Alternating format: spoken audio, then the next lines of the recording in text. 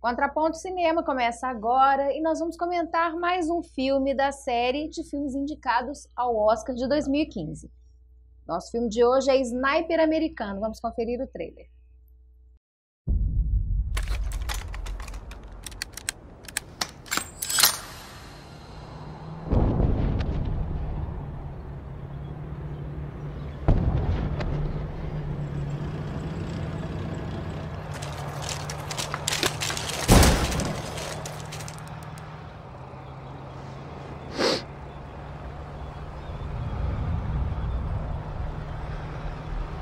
I got a military-age male on a cell phone watching the convoy over. If you think he's reporting troop movement, you have a green light. Your call, over. Maybe he's just calling his old lady.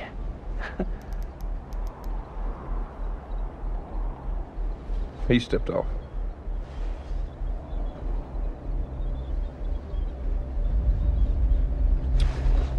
Hold on, I got a woman and a kid 200 yards out, moving towards the convoy.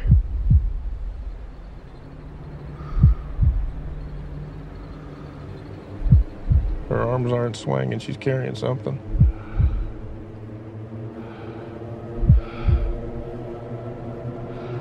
Yeah, she's got a grenade. She's got an RKG Russian grenade. She's saying to the kid. You say a woman and a kid? You got eyes on this? Can you confirm? Negative. Your call. They fry you if you're wrong.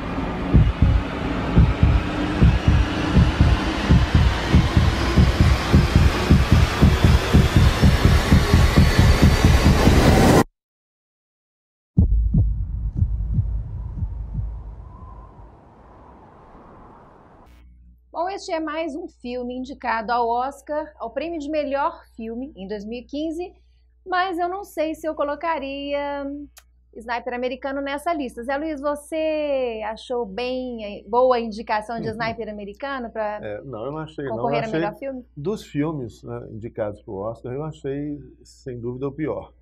Né? E eu vou contar para o telespectador aqui um segredo, né, que antes de começar o programa, a professora Tatiana estava falando: olha, Zé Luiz, não fique xingando, o pior filme que eu vi na minha vida, etc. Então eu não vou xingar, vou procurar assim, ser bem equilibrado, mas eu Tá não difícil. gostei, tá difícil. Tá difícil. Eu acho que o filme tem alguns aspectos, né, como você sugeriu eu vou falar, tem alguns aspectos que eu diria que marcam ou que mostram o ultranacionalismo, mas tem filmes que mostram de uma maneira crítica o ultranacionalismo, alguns aspectos fascistas que estão presentes em diversas sociedades nacionais, né?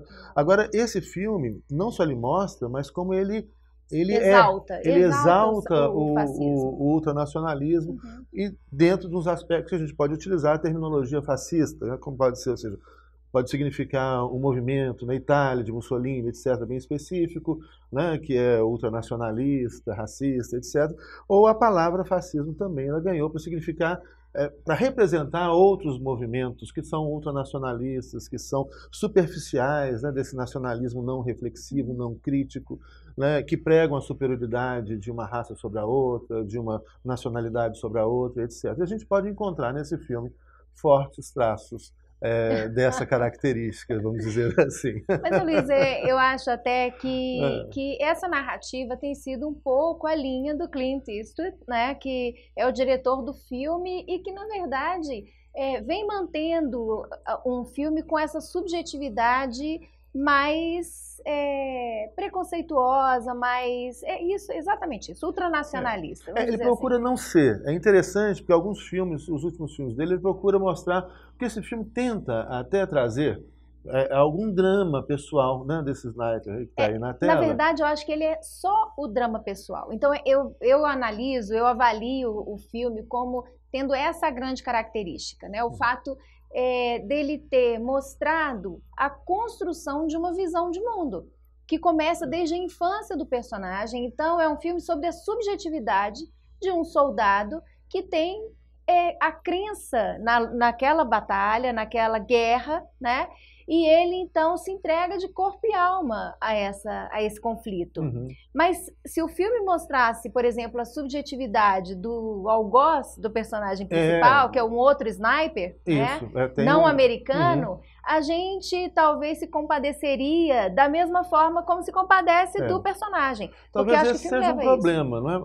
Quer dizer, ele simplifica, ele fica nessa linguagem simplificadora que caracteriza isso, que é essa lógica binária do bem contra o mal, né? Então, o outro sniper, que foi um atleta olímpico, ganhou medalha, né, como atirador e etc., ele é um nada, né? Ele não tem história, ele não tem...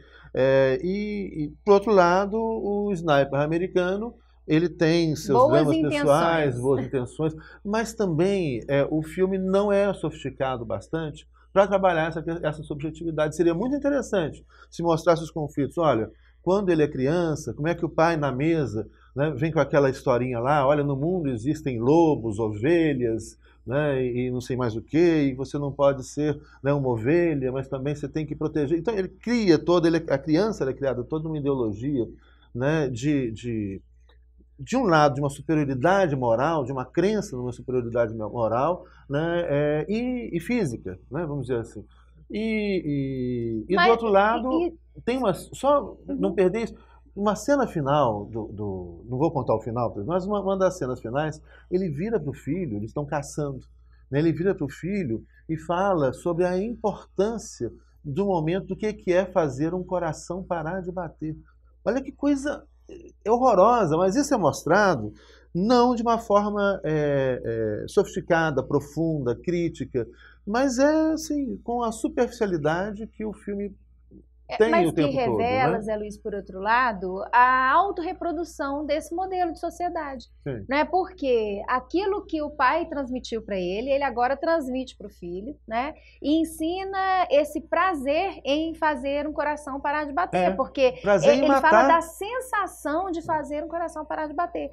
Né? E uma coisa que também me marcou muito no filme, que acho que muito forte, bem presente, é que não se trata de um sniper americano, mas se trata de um sniper que é do sul dos Estados Unidos. Ele é texano. Ele é texano, ou seja, ele exalta, né, a sua formação e uma cultura dentro de um país que também tem uma diversidade que a gente não pode negar. Né? Os Estados Unidos tem uma diversidade imensa. E o Texas é um daqueles estados onde você tem um direito penal mais punitivo, onde tem mais pena de morte, onde tem essa herança, né, do cowboy que faz justiça com as próprias mãos, isso muito forte. Ele é um cowboy, então começa o filme ele mostrando a vida dele como cowboy, um cara assim bem... e com muitas certezas, né? Ele é um cara que tem muita certeza. Ele é um patriota, ele tem certeza da superioridade moral, da superioridade ética da sociedade norte-americana, da democracia norte-americana, e aí não hesita em matar 160 pessoas, né?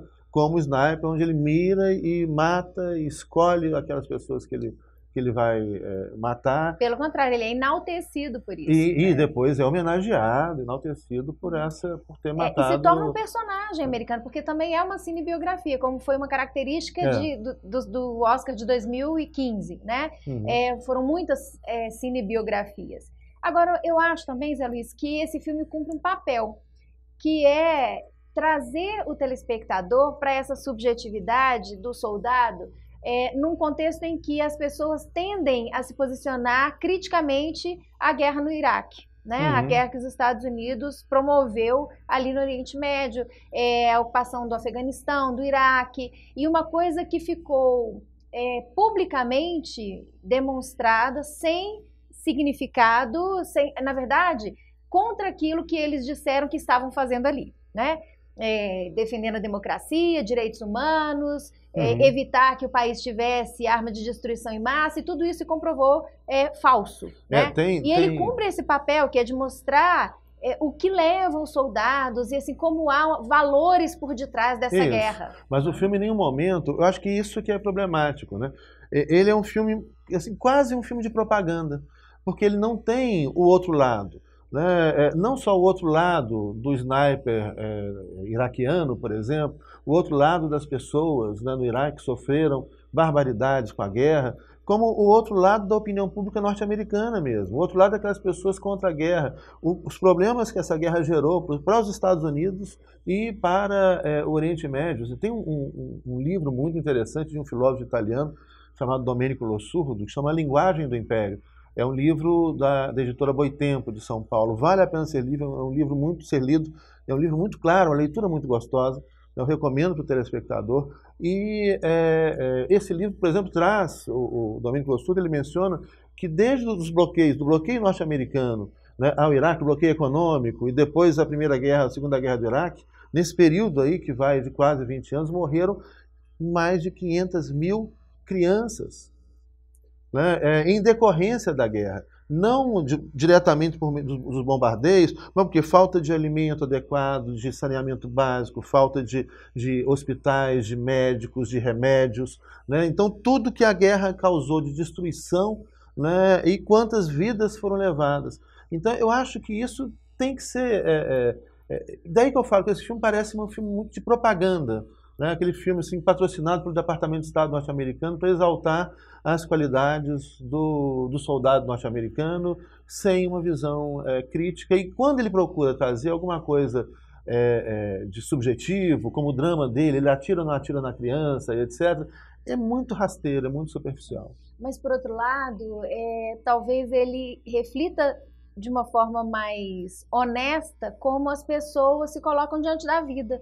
Porque, em geral, é assim que as pessoas constroem a sua visão de mundo, né? É desconsiderando a subjetividade do outro. Isso, né? ótimo. Aí você foi no ponto. Então, eu acho que... E é o que a gente está vivendo muito no nosso país hoje, que a gente tem que prestar atenção. Claro. Essa coisa dessa divisão das pessoas, de odiar a opinião política do outro, de odiar, né, a opção política do outro, a diferença, né, de odiar o outro. Não só a opção política, escolhas. Todas as Sim, outras nas suas escolhas. outras escolhas. Né? Não, então, se o filme foi rasteiro, o telespectador não precisa ser rasteiro, né? Pode analisar deve ter uma visão criticamente. crítica disso aí. Claro. Bom, então aqui nós Fora ficamos... os bonequinhos no lugar dos nenéns, né? Lembra disso? ainda tem esse detalhe que foi muito mal feito, isso né? aí isso é imperdoável. É imperdoável. Num filme com esse orçamento, com essa grana e com a técnica toda, colocar um bonequinho no lugar do neném, onde você vê claramente que é um bonequinho. Oh, que coisa Não horrorosa. precisava disso, né? Não precisava. Bom, mas está aí então, mas é um filme indicado ao prêmio de melhor filme do Oscar de 2015, e o Contraponto Cinema fica por aqui.